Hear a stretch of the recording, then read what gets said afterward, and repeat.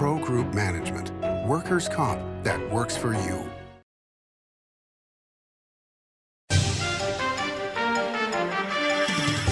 Welcome to Nevada Newsmakers. I'm Jill Tolles, Executive Director of the Guinn Center for Policy Priorities, filling in for Sam Shad.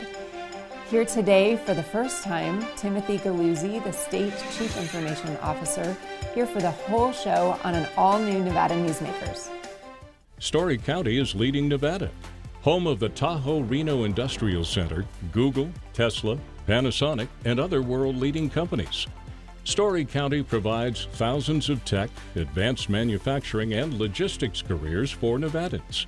We're diversifying and driving Nevada's economy and generating millions in tax revenue and billions in economic activity across northern Nevada.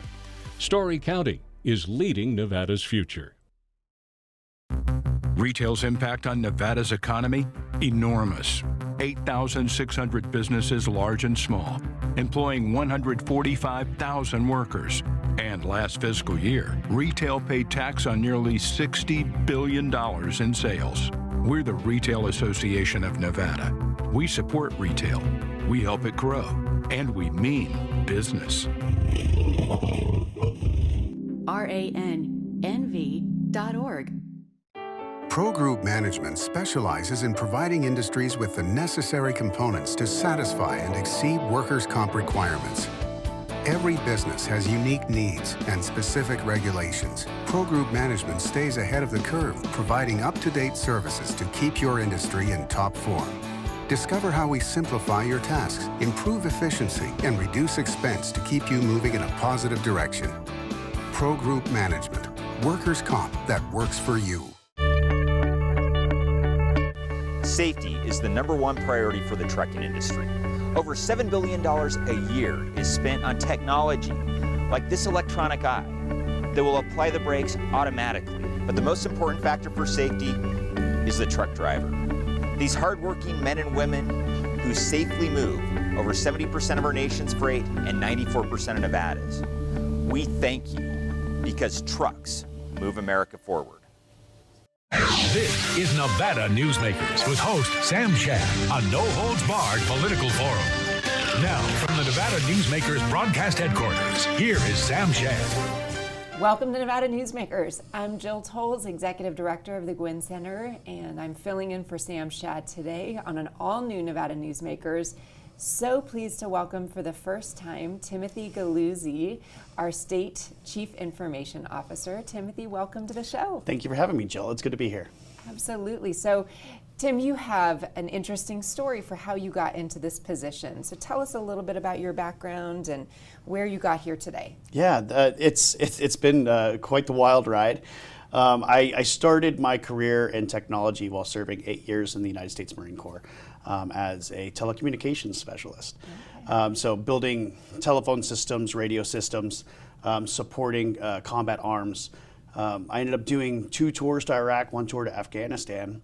One of my favorite tours, though, was when I had the opportunity to be stationed out at the Marine Corps Mountain Warfare Training Center in Bridgeport, California. Yeah. And that's when I came to Nevada for the first time and got to see the beauty of northern Nevada in the Sierras. So after my 8-year tour in the Marine Corps wrapped, I ended up coming back to Nevada to go to school. I started school at Western Nevada College.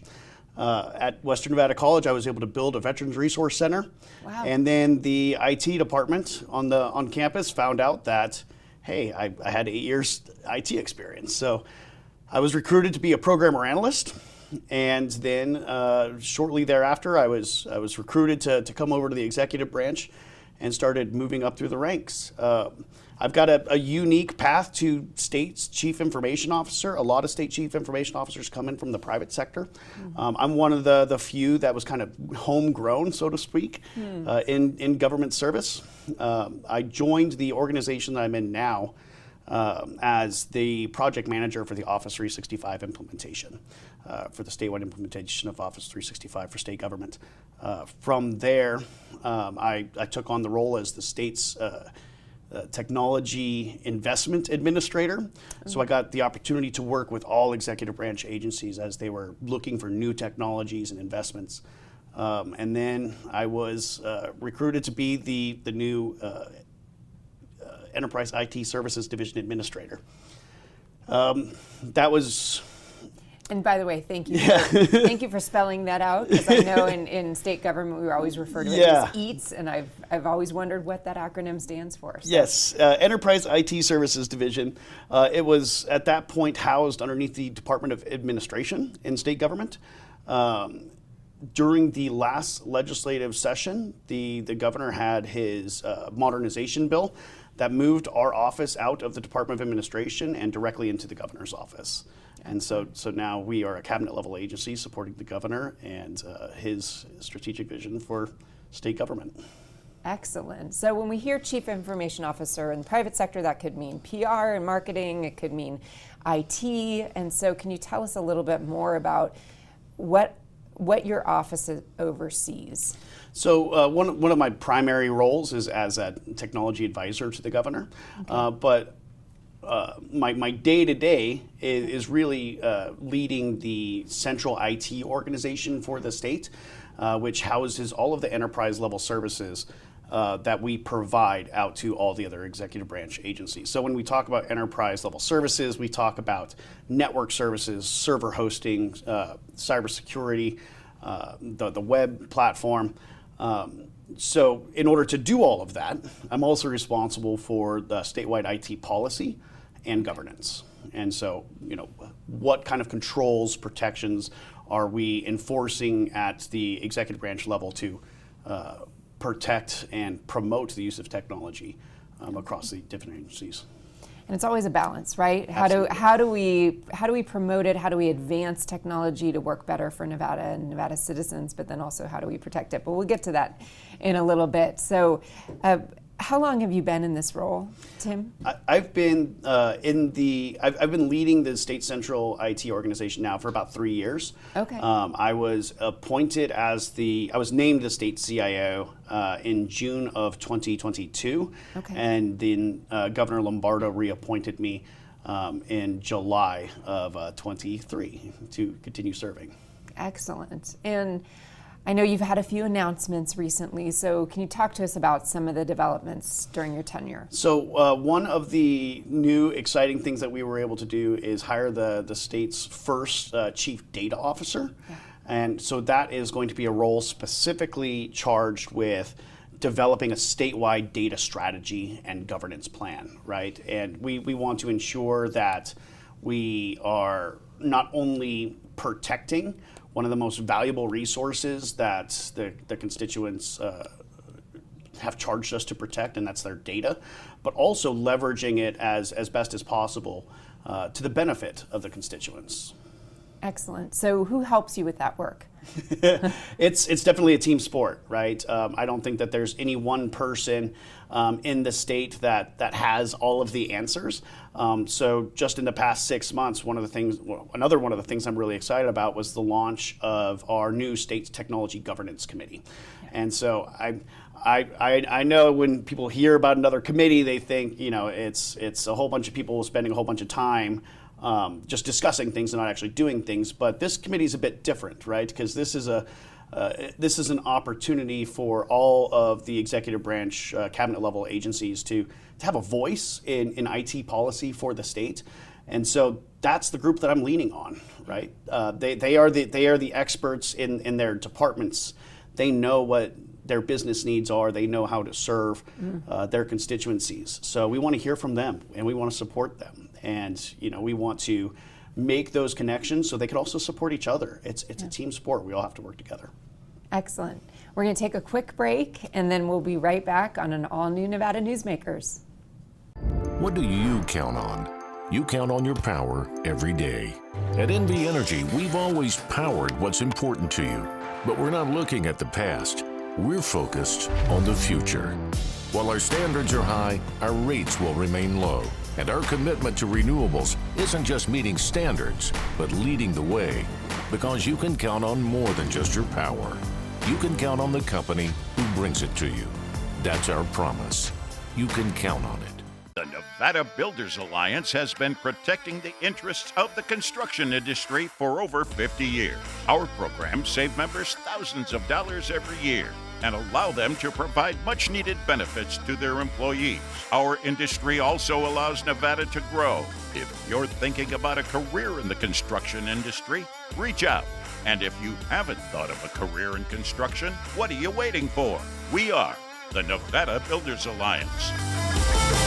Find your pot of gold at Carson Valley Inn during the Leprechaun Loop Progressive giveaways. Jackpot progresses $2,500 each drawing night up to $20,000. And $10,000 in grand prize giveaways guaranteed Saturday, March 30th. Get your share of Leprechaun loot at the Carson Valley Inn. Big R in Sparks is located on Bering Boulevard next to Smith's and across from Reed High School. It's a 50,000 square foot chick magnet. March is chick season at Big R. All locations. Cute, adorable, and save 10% on all chick feed and supplies. Bring the kids. Chick season at Big R. Hardware, chicks, and a whole lot more. For 50 years, Nevada Heating has been keeping people comfortable in their homes. At Nevada Heating, call the Do It Right guys and get the heat back on today. Call us today and we'll fix it today. That's the Nevada Heating way. Why freeze for days on end when Nevada Heating can get your furnace fixed today? Call us today and we'll fix it today at 323-5585 or schedule us on our website at nevadaheating.com. This is Nevada Newsmakers. Welcome back to Nevada Newsmakers. I'm Jill Tolles, Executive Director of the Guinn Center, filling in for Sam Shad. We are back with Timothy Galluzi, the state's Chief Information Officer. Timothy, we left off in the last segment talking a little bit about the infrastructure you've put in place, particularly around promoting and protecting citizens and the state. And so I know that whenever we talk about technology, there's always a discussion around data privacy and cybersecurity. So can you tell us a little bit more about what the state is doing to secure Nevadans' information and protect our state? Absolutely. So there's two critical resources that Nevadans have entrusted their state government to protect, and that is the fiscal resources, their tax dollars, as well as their data. And so my office also encompasses the Office of Information Security for the state, who is charged with coordinating cybersecurity defense and protection and mitigation efforts and response and recovery efforts for all executive branch agencies. But cybersecurity is a team sport, and we have brilliant cybersecurity technologists across the state's departments, and we work together with them, and we develop security programs and policies and standards to ensure that everybody's kind of at least operating on a baseline across the state to protect the environment. And when I talk about environment, I'm talking about the server infrastructure, the network infrastructure that houses that sensitive information. Mm-hmm. We also have the Office of Cyber Defense Coordination, who's out in the communities and working to educate municipal governments. But I think what we can do, and one of the most critical tools that we have available to us is just education, mm-hmm. and that's education of the state workforce. And just bringing up the level of awareness on what to look out for and what should raise suspicions.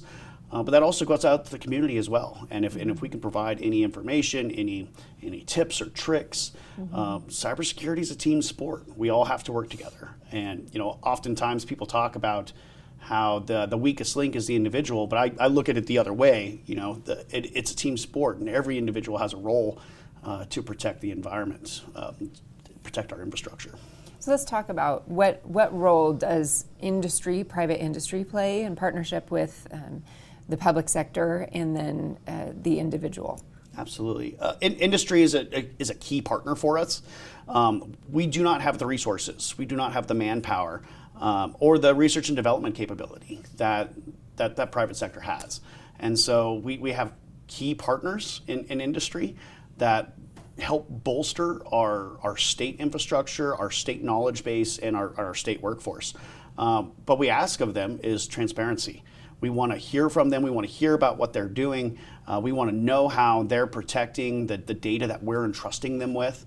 And so really it's a two-way street. We need each other. Yeah, excellent. How do you feel like your military background helped prepare you for identifying and isolating and protecting against threats? So I think my time in the Marine Corps has caused me a inordinate amount of hypervigilance. And so I'm able to take that into the technology space. But the Marine Corps isn't also known as one that is the most well-resourced. So I think that kind of prepared me for state service as well. We have to be as efficient and effective as possible because it's not unlimited resources. Yeah. And so I think that one of the things that the Marine Corps taught me to be is a little scrappy and to make do with what you got and figure it out and find a way. And often that's by building partnerships and working together.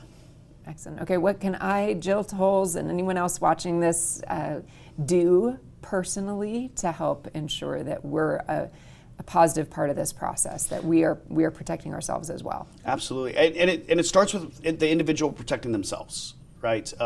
If you're getting emails that look suspicious, they probably are suspicious, and so what we always recommend is, only give your data to trusted sources, to trusted places, to really look for anomalies in your emails, which I'm sure we'll talk in the next segment are getting a lot more sophisticated. Yeah. But also just check the URL. So if you're clicking on a link, know what you're clicking on, know what form fields you're putting your information into, and protect yourselves. Mm-hmm. And so that protects your devices, and then when you interact with state systems, that further protects the state. Who do we go to if we have an incident and we need to report it? Is that through the Attorney General's Consumer Protection Office? Is there something through your office? Where do we go just to learn more? So there's a couple different resources. So I would recommend that if you suspect that you are a victim of fraud, yes, the Attorney General's office, the consumer protection team they're amazing, and they want to track this stuff. So they want to hear from you if you have been made a victim from a cyber attack. On the state side for the public sector, reach out to us. So our website's it.nv.gov. We have contact forms on there. So if you have any questions about what the state government is doing to protect the data and what we're doing to protect the state, that's a good place to start. Great. And do you have any events? I know you're doing some outreach, anything that we should know about? Absolutely. So we just had an event a few weeks back where we hosted government leaders from across technology spaces, as well as members of the public. It was a AI event, and so we were talking about AI. But there is an event coming up for public sector that is hosted by the Center for Digital Government, and that's going to be right here in Reno. Nice. At the Atlantis on, I believe it is April 3rd. Okay. And so if you're in the public sector and you want to learn more about cybersecurity, check out the GovTech website and look for that event. So they can find information through GovTech and also through it.nv.gov? Yes. Okay, fantastic. All right, we'll take another break and we'll come back for some more exciting conversation on Nevada Newsmakers with Timothy Galluzi. As you know, Reno is booming. Tolles Development Company is helping it grow with insightful design and development, building community with every project, adding beauty, adding excitement, emphasizing our shared humanity. Reno is becoming bigger. Tolles Development is helping it become better, more livable, more enjoyable. To learn more, go to tollesdevelopment.com. tollesdevelopment.com. Unlock the loot this March at Tamarack Casino. Cash and free play giveaways all month, including a progressive jackpot giveaway up to $20,000 and a guaranteed $20,000 cash winner in the Golden Ticket Finale. Your good times are at Tamarack Casino. Southwest Specialties has been making the homes and businesses of Nevada beautiful for more than 20 years. Their experienced designers and craftsmen create the walkways, backyards, water features, and a variety of outdoor cooking areas that add curb appeal and value to your investment. Call today or visit them at their website and see how they can make your outdoor spaces special. Southwest Specialties, creative, distinctive, beautiful.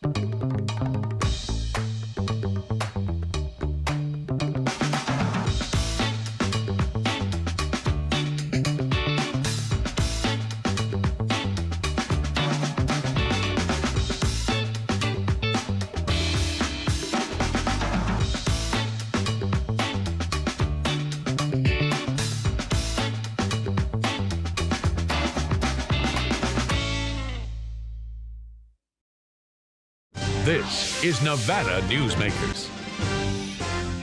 Welcome back to an all-new Nevada Newsmakers. I'm Jill Tolles, Executive Director of the Guinn Center, filling in for Sam Shad, back for our final part of this discussion with Timothy Galluzi, our State Chief Information Officer.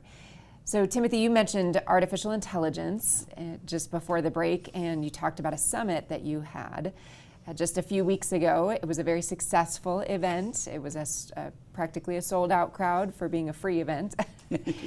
But your office has really embraced new technology, and the governor has also asked that we become more efficient and that we advance technology appropriately in our state. So can you talk a little bit about what's happening in our state with artificial intelligence? Absolutely. I think when the conversation of artificial intelligence comes up, artificial intelligence is an incredibly broad set of technologies.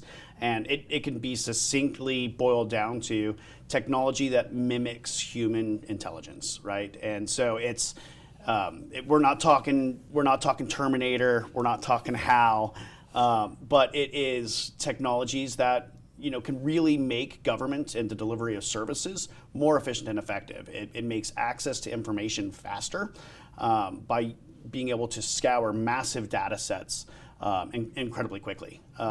And so one of the things that we're looking at is that customer service piece, right? So when in our private lives we go out to banking websites and whatnot, we are able to often interact with chatbots and get information, get our answers right at our fingertips incredibly quickly. We don't have to wait on hold. We don't have to call a call center. And so we're already seeing that being deployed in executive branch agencies. So those very limited scope AI tools, we're already starting to see those get launched. So we might see just a better customer service experience as a citizen interacting with the websites and being able to navigate. I feel like oftentimes it's so difficult to navigate the maze of state agencies and where is the right place to go. So those chatbots now and potentially even more in the future could help us to navigate and find the information we're looking for. Could it help speed up processes? So I remember well the days of COVID and the pandemic and just how bogged down DETR was with unemployment claims. What are some ways that it could really speed up processes, maybe taking them from months down to even days or hours or minutes? Yeah, I think that's probably the most exciting part about these technologies is that it's able to rapidly go through like application data and one, look for fraud, look for indicators of fraud, because that was a major issue during the pandemic. But also look for what it would take for that person to be eligible for those services. Mm-hmm. And my utopia, what I would love to see is more proactive service delivery from government based off of data. And AI tools can potentially come in and help us out with that.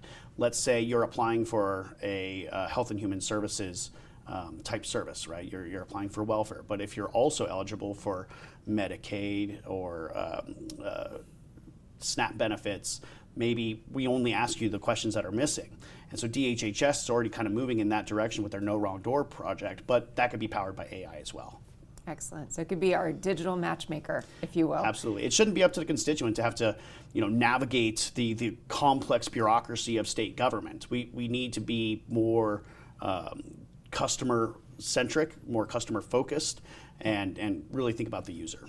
I don't want to take too much time because I want to spend a little time on the risks and we're getting short, but not everyone has access to technology. We do have a digital divide. Yep. So my understanding too is that it could help when somebody's calling in the old-fashioned way on a phone, that for state workers who are answering the phone too, it helps them get answers more quickly as they're serving the needs of citizens. Absolutely, and it'll be an AI augmentation of the services that we're already providing.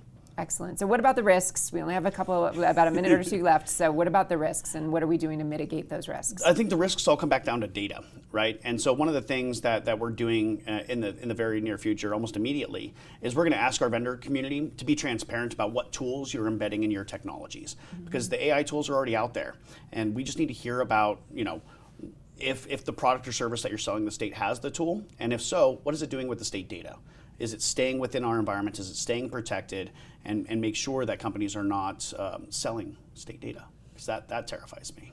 Absolutely. I could see some good applied policies there in the future for your office and the legislature to consider. So wrapping up, do you have any final thoughts for us and resources for the audience to pursue if they want to learn more? Yeah, if you want to learn more about the state of state IT, come visit us at it.nv.gov. And just to put it out there, we do have a cautious optimism when it comes to these AI technologies such as ChatGPT. And just remember that anything that gets put into those, that data is being used to further refine their model. So the questions you ask today could be the answers someone else gets tomorrow. All right. Well, we'll have to leave it with that. Thank you so much, Tim. It's been great talking with you. We definitely hope to have you back. I know there's so much more to dive in here. And I want to thank you all for joining us on an all-new Nevada Newsmakers. Save money and take transit. Did you know you can ride the bus all day for less than what it would cost you for a gallon of gas? Plan your trip now by going to rtcwashoe.com. Imagine a magical garden that feeds Carson City's hungry and homeless, teaches our high school students agriculture, creates hanging floral displays to beautify downtown, and yet charges nothing. It's not magic. It's the Greenhouse Project. It's real, it's growing, and it needs your help. Go online to carsоncitygreenhouse.org so together we can grow it forward. Everyone is talking about opioids, but they're not the only drugs that can be harmful if taken in large quantities or not as prescribed. You also need to be aware of side effects from anxiety drugs, muscle relaxants, sleep aids, and stimulants. Mixing prescription drugs with other drugs or alcohol can be dangerous. If you take an Ambien with a glass of wine, it may be enough to stop you from breathing. Prescribed drugs can be just as dangerous as illegal drugs. Take medications only as directed. Modern boutique Ahern Hotel and Event Center sits at the heart of the Las Vegas Strip. 2 floors of meeting and event space are ideal for groups and conventions. Stay in one of 200 luxurious rooms and suites. Brand your event throughout the property. Flexible event spaces make for easy planning and personalization. Take over the entire hotel with a full buyout option. Thank you for joining us today on Nevada Newsmakers. If you'd like to watch this episode or any of the archived episodes, go to nevadanewsmakers.com, and we hope to see you again real soon.